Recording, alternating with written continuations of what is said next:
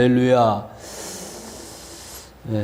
참 이해하기 어렵습니다. 우리 인간의 과학과 문명이 이렇게 극도로 발달되었음에도 불구하고 조그만 눈에 보이지도 않는 그 코로나 바이러스에 의해서 세계 수십만 명이 죽고 또 이렇게 많은 희생을 감수하면서도 해결책이 보이지 않는 이런 캄캄한 길을 걸어가고 있다고 생각할 때 인간처럼 연약한 존재가 있을까 하는 생각을 가지지 않을 수가 없습니다. 여러분, 이 어려운 때에 진실로 해결책을 찾을 수 있는 길이 어디 있을까요? 아무리 찾아보아도 그 해결책은 쉽게 보이질 않습니다. 어제 뉴스를 보셔서 아시겠지만 일본 아베 수상은 스스로 수상직에서 물러났습니다. 이유는 자신이 가지고 있는 대장염 증세가 다시 나타나서 더 이상 일을 할 수가 없는 상황에 이르렀지만 올림픽 문제 그리고 급속도로 확산되어졌던 코로나 바이러스로 인해서 그의 심사가 편하지 않았을 것이고 그의 신체에 있었던 그 질병이 다시 크게 아마 문제가 되었던 것으로 생각이 되어집니다.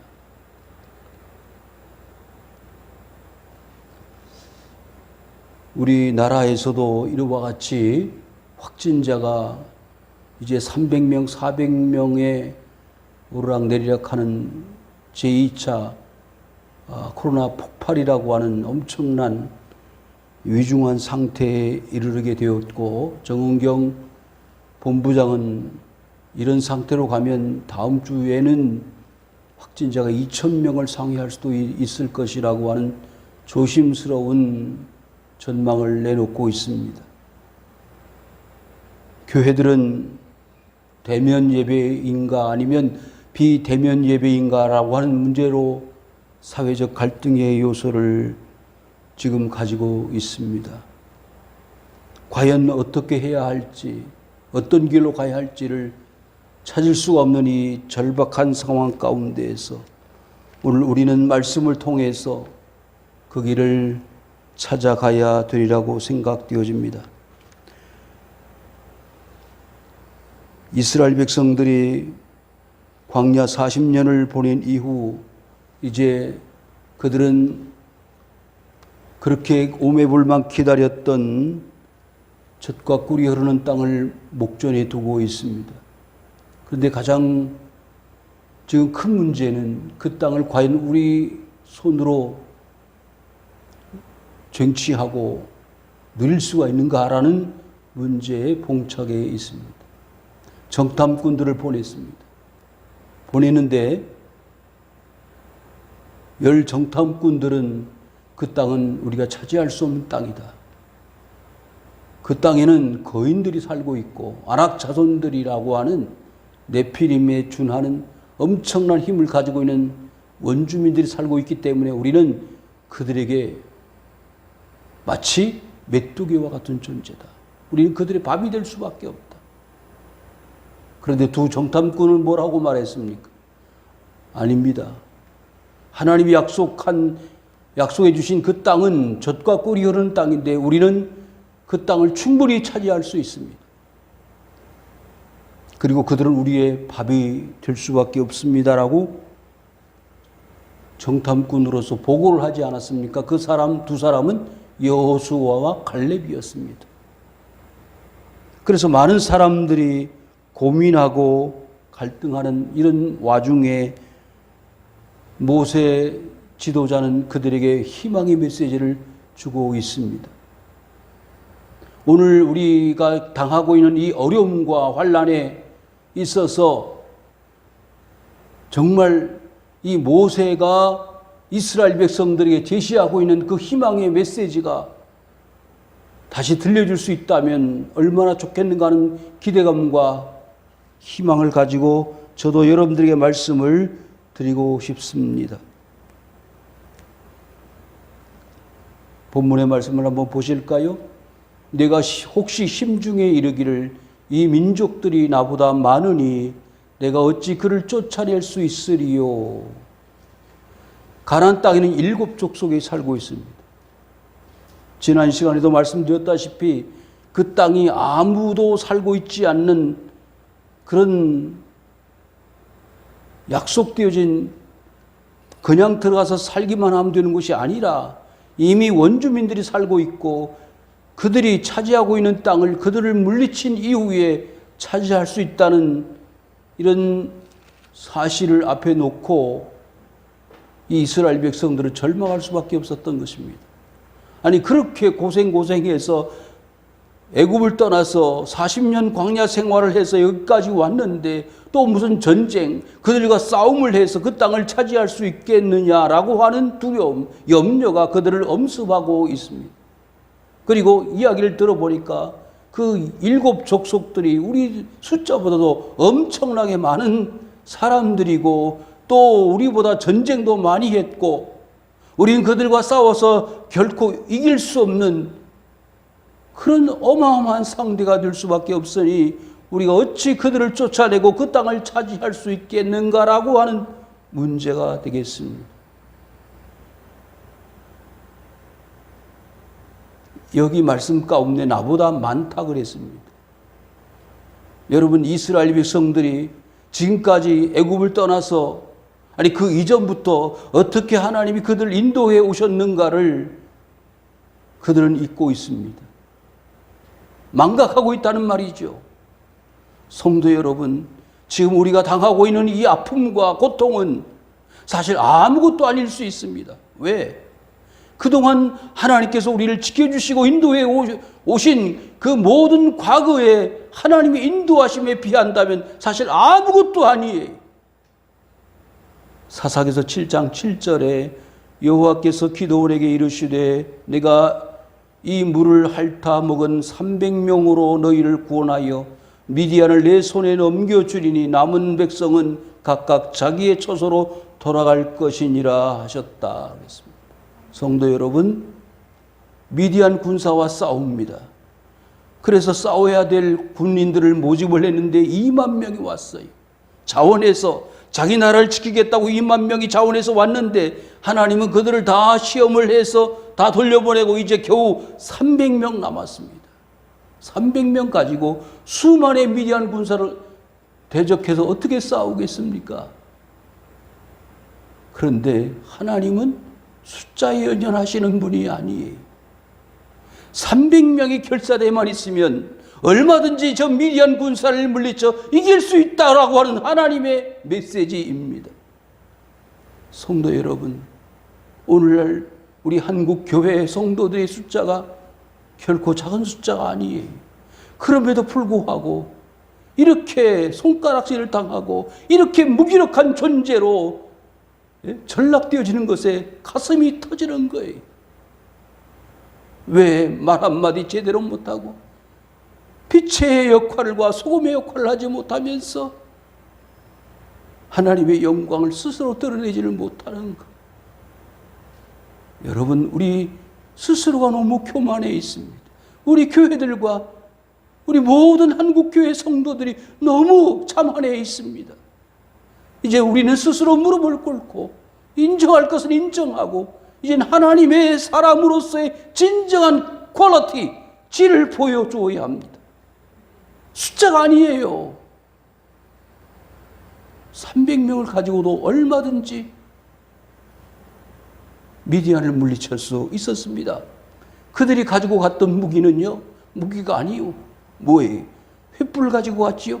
항아리, 나팔 가지고 갔습니다. 미사일도 아니고 대포도 아니고 칼창도 아니었어요.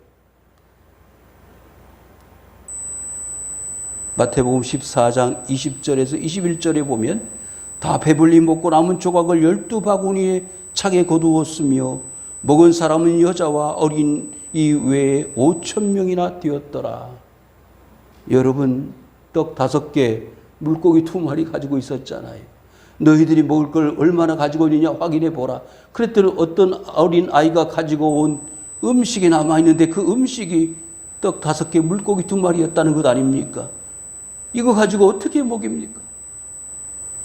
집으로 돌아가서 먹게 하고 다시 돌아오게 하시든지 뭐 방법이 없지 않습니까? 예수님 뭐라 그러셨죠? 돌아가다 기진해서 쓰러질까 염려한다. 너희들이 먹을 것을 주어라. 먹을 것이 없어요. 이 많은 숫자의 사람들 어떻게 이 떡 5개, 물고기 2마리 가지고 먹이겠습니까? 그런데 어떻게 그들을 먹이셨습니까? 100명씩 50명씩 잔디밭에 앉게 하셨습니다. 그리고 그 떡 5개와 물고기 2마리를 하늘을 향해 축사하시고 떼어주기 시작했는데 그 모든 사람들이 다 배불리 먹고 남았다고 했습니다. 12광주리를 거두었다고 했어요. 여러분, 하나님의 방법은요, 숫자가 아니올시다. 나보다 많다. 그러니까 지금 적과 꿀이 흐르는 땅을 차지해야 되는데 7 족속이 살고 있는데 어떻게 저 많은 숫자를 물리치고 우리가 가나안 땅을 차지할 수 있겠느냐? 불가능합니다. 그런데 말씀을 보니까 불가능한 게 아니잖아요. 이외에도 성경 말씀 속에는 수없이 많음의 간증들과 기적들이 우리 교훈해 주는 바가 무엇입니까? 물을 푸고 있었던 제자들이 예수님 이 상황에서 잠을 어떻게 주무시고 계십니까? 풍랑을 만나서 배가 전복되게 생겼습니다. 그때에 예수님이 일어나셔서 바다야 잔잔하라. 아무리 풍랑이 일어나도 아무리 죽을 고비가 다가와도 그 배는 주님이 계신다 이 말이요. 사랑하는 성도 여러분, 어젯밤 12시부터 뭐가 되죠? 장사를 못합니다. 밤 9시부터인가요? 테이크아웃만 된단 말이죠. 장사도 하기 힘들고, 교회 예배 드리기도 힘들고, 모든 것이 힘들어, 어려워. 모든 것이 나보다 힘이 더 센 가난 족속들 때문에 지금 스트레스 받고 긴장하는 이스라엘 백성들의 모습과 오늘날 우리 한국 사회 우리 자신들의 모습과 너무나 같은 거예요. 그들을 두려워하지 말고 내 하나님 여호와께서 바로와 온 애굽에 행하신 것을 잘 기억하라고 그랬습니다. 잘 기억해 보세요. 목사님, 이렇게 어려운 때는 없었습니다. 물론 그렇게 생각할 수도 있어요. IMF 때도 그랬고 6.25 동란 때도 그랬고, 그런데 이렇게 힘들 때는 없었습니다. 그런데 여러분, 이보다 더 어려울 수도 있다는 거예요. 그럼에도 불구하고 우리는 하나님의 사람으로서의 길을 걸어가야 한다는 것입니다. 여러분, 애굽을 떠나서 사흘 만에 뭐가 떨어졌죠? 물이 떨어졌어요. 사막에서 물이 없다는 것은 죽음을 의미하는 거예요. 하나님을 원망하고 모세를 원망했습니다. 지금 많은 사람들이 교회를 원망해요. 결혼식도 연기를 하고 장사도 못하고 이것도 못 저것도 못하는데 교회에서는 왜 그렇게 확진자가 많이 나와? 네? 힘들고 어렵습니다. 여러분, 광야 40년은요 힘들고 어려웠어요. 먹을 양식이 빈번합니까? 마실 물이 있습니까? 그런데도 40년을 살았단 말이에요. 우리의 지나온 세월이 아마 40년 이상의 고통스러운 삶이었을지 몰라요. 그렇지만 우리는 살아왔습니다. 네 하나님 여호와께서 너를 인도하여 내실 때에 어떻게 인도했어요? 종살이 했습니다. 할아버지 종으로 살았어요. 애굽 사람들의 뒤치다꺼리하면서 심부름하면서 살았어요. 아이고 하나님, 우리 이렇게 살 바엔 차라리 죽는 게 낫습니다. 하루를 살아도 편하게 살았으면 좋겠습니다. 그래서 그들을 모세를 세워서 인도하여 내셨습니다. 살려주셨습니다. 성도 여러분, 세계 모든 사람들이 가난한 사람도 있고 부한 사람도 있지만은 과거보다는 넉넉하고 부유하게 된 것은 사실입니다. 그런데 점차 어떻게 되었어요? 부유하고 넉넉하면서 하나님을 잊어버리는 것입니다. 하나님이 보여주신 시험도 있었고 이적도 있었고 기사도 있었고 능력의 강한 손과 편팔을 보여주셨음에도 불구하고 세상에 모든 사람들은 하나님을 잊어가는 것입니다. 하나님을 포기하는 것입니다. 세상의 우상과 세상의 금과 은을 더 사모하는 사람들이 되었습니다. 하나님 여호와께서 내가 두려워하는 모든 민족에게 그와 같이 행하실 것이라 그랬어요. 사랑하는 성도 여러분, 지금까지 우리의 삶이 하나님의 인도하심이 없었으면 살기 어려운 삶이었잖아요. 그런데 사람들은 그 과거의 기억을 잊어버린다는 거예요. 예를 들어볼까요? 뒤에는 애국 군대가 쫓아옵니다. 앞에는 뭐가 홍해 가로막혀 있는 거예요. 그럼 어떻게 살아요? 바다로 빠지든지 애굽의 그 군대의 칼날에 맞아 죽든지 둘 중에 하나인데 절박하잖아요. 아마 지금 우리 코로나의 위기보다 더 어려울 수도 있어요. 그런 절박한 상황 가운데서 모세는 하나님을 향해 손을 든 것입니다. 하나님, 저 백성들이 나를 쳐서 죽일 것 같습니다. 왜 하나님 저를 저 백성들을 인도할 책임자로 세워가지고 지도자로 세워서 여기 홍해 바다에 빠뜨려 죽이려고 이끌어왔느냐고 원망이 자자합니다. 원성이 자자합니다. 어떻게 하실 겁니까? 저는 심정이 그래요. 오늘날 목회자의 심정이 그럴 것 같아요. 얼마나 많은 사람들이 교회를 원망하고 불평, 손가락질. 그런데요, 다 지나갈 것입니다. 다 해결될 것입니다. 왜? 지금까지 하나님의 사람들이 그런 길을 걸어왔기 때문에. 우리 민족은요, 2만 번 이상의 외침을 받았다고 다 알고 있지. 수많은 외침을 받았는데 그 가운데서도요, 단일 민족의 민족성을 지켜온 나라는 세계에서도 찾아보기 어려운 우리 나라 대한민국 아닙니까?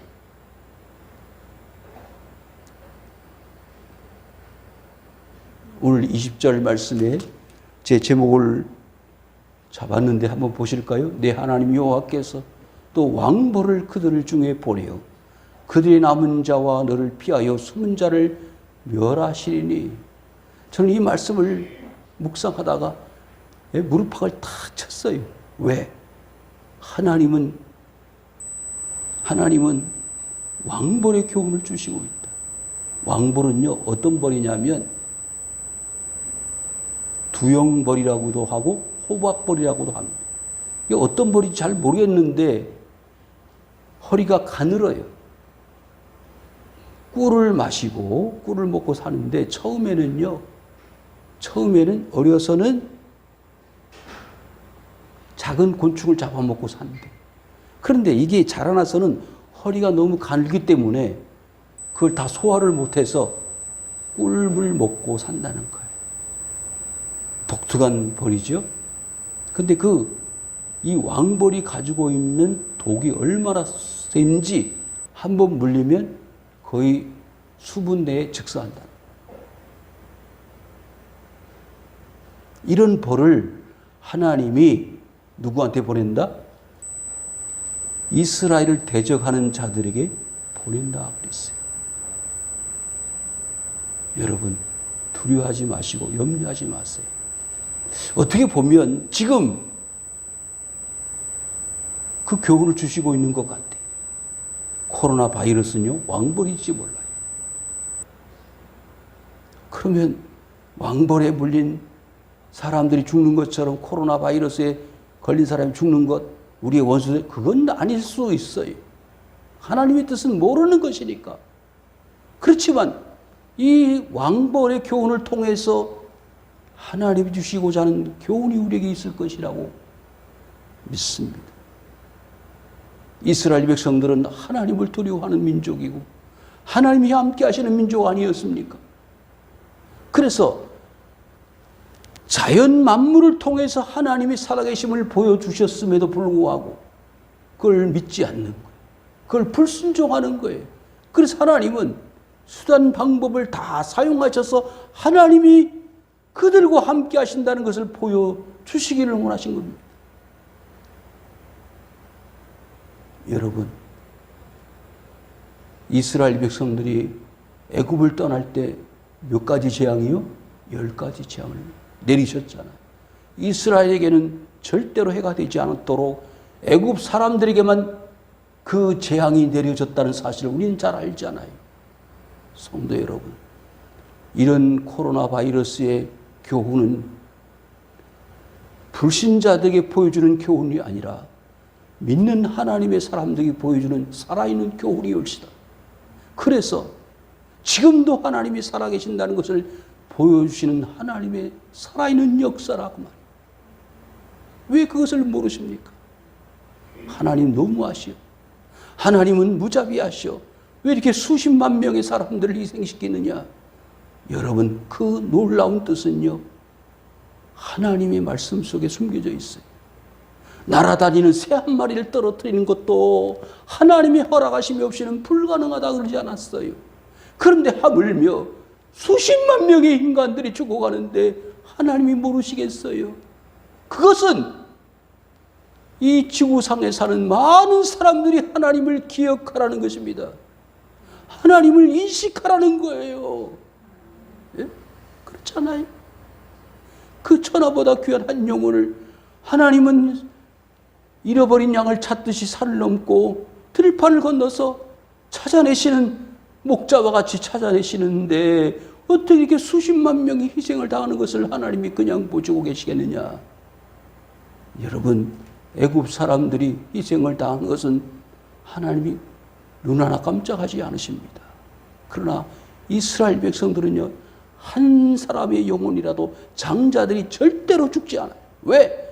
양의 피를 문설주에다 발랐기 때문이에요. 성도 여러분, 여러분의 영혼은 하나님이 책임져 주시는 거예요. 예? 보세요. 또 말씀 22절에 보면 내 하나님 여호와께서 이 민족들을 내 앞에서 조금씩 쫓아내시리니 너는 그들을 급히 멸하지 말라. 뭐가요? 들짐승이 번성하여 너를 해할까 하노라. 참 하나님이 얼마나 오묘하신지 아십니까? 이 7 족속에 살고 있는데 사람들 숫자가 갑자기 수가 줄어들고 없어져 버리면 뭐가 많이 나온다고요? 들짐승이 나와요. 여러분 뉴스에서 보셨죠? 사람들이 길거리에 다니질 않으니까 짐승들이 나와서 원숭이들이 나와서 예? 산 멧돼지들이 뛰어다니고 왜? 사람들이 안 보이니까. 여러분 하나님이 그걸 미리 아신 거예요. 인터넷에 제가 보고 깜짝 놀랐어요. 사람들이 안 보이니까 원숭이가 나타나가지고 연을 날리고 있어. 보셨어요? 원숭이가 연을 날리는 거. 사람 대신할 수 있어요? 정신 차려야 돼요. 그러니까 혹시 이 가나안 땅의 7 족속들이 다 한꺼번에 사라져버리면 뭐가 많이 나온다? 들짐승이 나와가지고 누구를 괴롭혀? 여기 정작 들어와서 살아야 될 이스라엘 백성들을 괴롭힌다. 그러니까 조금씩 물리쳐라. 참 하나님이 여러분 이런 말씀 보셨어요? 누굴 생각하는 거예요? 7 족속들을 생각하는 게 아니고 이스라엘 백성들을 생각하는 거예요. 예? 여러분 지금 코로나 바이러스 누구 때문에? 믿는 사람들 때문이에요. 예? 아이고 목사님 그거 너무 억지 아닙니까? 하나님 주시는 지혜예요. 지혜. 그 많은 사람들이 희생당하는 거 아깝고 불쌍하고 안타깝지만은 그러나 믿는 사람들이 더 하나님을 의지하고 신뢰할 수밖에 없도록 만드시는 하나님의 드라마라 이 말이요. 예? 네 하나님 여호와께서 그들을 내게 넘기시고 그들을 크게 혼란하게 하여 마침내 진멸하신다 그랬어. 24절 이 말씀 가운데 보시면은요, 오늘 이 왕벌과 더불어 두 가지 교훈을 여러분들에게 꼭 말씀드리고 싶어서 본문을 정했는데 24절 한번 다 같이 읽겠습니다. 시작. 그들의 왕들을 내 손에 넘기시니 너는 그들의 이름을 천하에서 제하여 보리라. 너는 당할 자가 없이 마침내 그들을 진멸하리라. 아멘. 그 이유는요. 자, 25절 한 번 더 읽겠습니다. 시작. 너는 그들이 조각한 신상들을 불사르고 그것에 입힌 은이나 금을 탐내지 말라. 내가 그것으로 말미암아 올무에 걸릴까 하노니 이는 네 하나님 여호와께서 가증히 여기시는 것임이니라. 아멘. 뭘 만들었다고요? 조각한 신상들을 만들었어요. 금이나 은을 가지고. 누가요? 가나안 족속들이. 근데 그것을 부러워하는 거예요. 천하의 모든 족속 중에서 가나안 족속들의 이름을 다 제하여 버리고 진멸할 터인데 그 진멸당할 가나안 족속들이 섬기는 신상들을 부러워하는 거예요. 왜? 금, 은으로 만들었기 때문에. 그런데요, 그것은 다 하나님이 제거하여 버려라. 왜? 하나님이 가증히 여기는 것이라 그랬어요. 창세기 31장 24절에 보면은요, 이 예를 여러분들에게 알려드리기 위해서 말씀을 찾아보았습니다. 라헬이 그 드라빔을 가져 낙타 안장 아래에 넣고 그 위에 앉은지라. 라반이 그 장막에서 찾다가 찾아내지 못하였다. 35장 2절에 보시면은요, 야곱이 이에 자기 집안 사람과 자기와 함께한 모든 자에게 이르되 너희 중에 있는 이방 신상들을 버리고 자신을 정결하게 하고 너희들의 의복을 바꾸어 입으라 그랬어요. 무슨 이야기냐 하면 야곱이 삼촌 라반의 집에서 뭐 했죠? 종살이 했어요. 몇 년 동안? 20년 동안. 그래서 이제 다 정리를 하고 고향 땅으로 돌아가려고 하는데 그의 사랑하는 아내였던 라헬이 뭘 훔쳤어요? 가정 수호신인 드라빔을 훔쳤어요. 드라빔. 조그만 나무로 깎았든지 돌로 깎았든지 그 가정 수호신이 있어요. 조각품임이에요. 그런데 그것이 가나안 족속들이 섬기던 우상이란 말이죠. 그 우상을 몰래, 아버지 몰래 자기 엉덩이 밑에다가 깔고 앉았어요. 왜? 내가 이거 가지고 가서 뭘 받으려고? 복 받으려고. 복 받으려고. 그런데 그 드라빔 때문에 어떤 사건이 벌어졌느냐 하면 세겜 족속과 전쟁을 했어요. 딸 디나는 강간을 당했습니다. 그리고 나서 비로소 정신을 차리게 됐어요. 누가? 야곱이. 야, 빨리 그 모든 걸 다 버리고 어디에다 묻고? 상수리 나무 밑에다 묻고 어디로 가자? 베델로 가자. 여러분, 우리 집에 있는 신상들이나 은이나 금을 어떻게 하라고요? 다 버려라. 하나님 대신하여 우리의 우상이 되는 모든 금이나 은이나 신상들을 불사르고 제거하지 않으면 하나님께서 뭐 하신다고요? 가증히 여기신다고 그랬어요. 26절 다 같이 읽겠습니다. 시작. 너는 가증한 것을 내 집에 들이지 말라. 너도 그와 같이 진멸당할까 하노라. 너는 그것을 멀리하며 미워하라. 그것은 진멸당할 것임이니라. 예?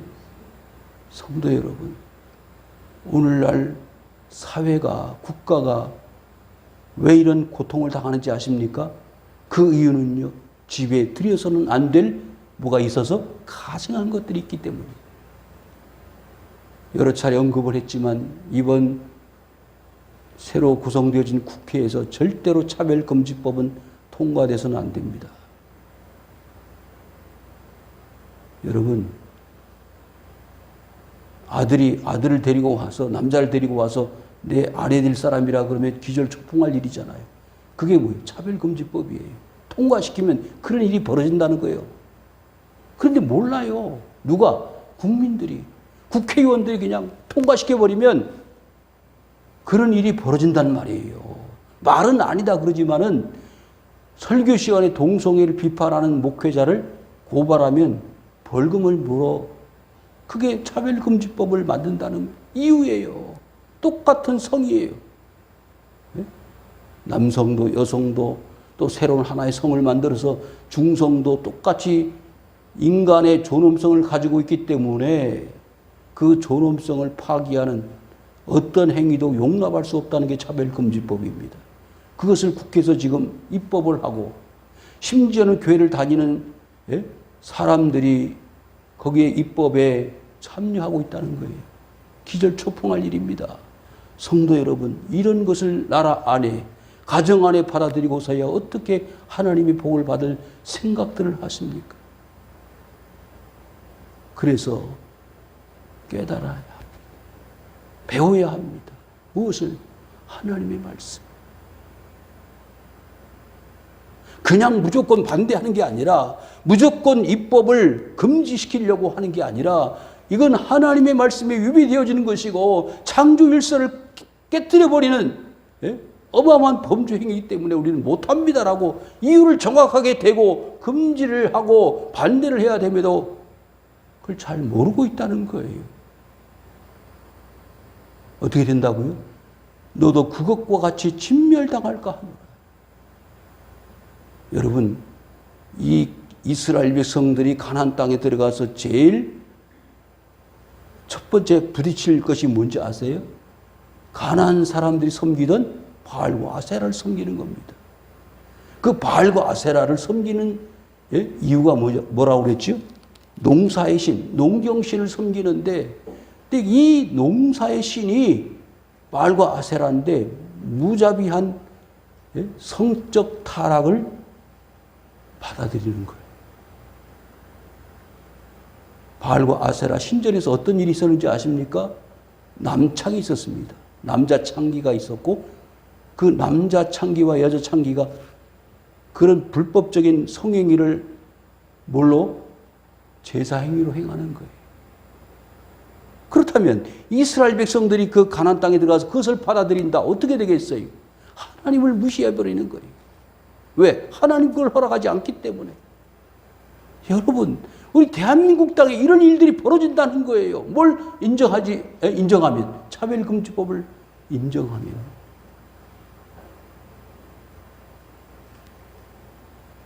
여러분, 말씀을 정리합니다. 이 세상에 왜 코로나가 왔느냐고 불평 원망들을 많이 하지만 그 원인이 어디에 있는가를 알면 스스로 머리를 숙입니다. 무릎을 꿇게 됩니다. 아, 인간들이 이렇게 악해지고 교만해지고 하나님을 불신하고 있구나. 스스로 뭐예요? 가증한 것들을 받아들이기 때문에 하나님의 심판을 뭐하는 것이다? 자초하는 것이다. 원인이 있기 때문에 심판이 있는 거 아니겠어요? 이유가 있기 때문에 하나님이 코로나를 허락하신 거 아니겠어요? 그냥 너희들 잘하는데 심판 한번 받아봐라. 재미로 천만의 말씀.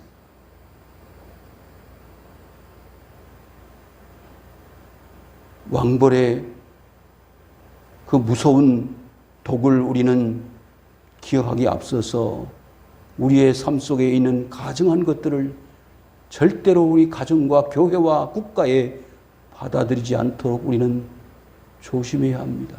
아무리 그 신상들이 아름답고 호화찬란한 은이나 금으로 입혀져 있을지라도 그걸 부러워하면 안 돼요. 왜? 거기는 우상이기 때문에.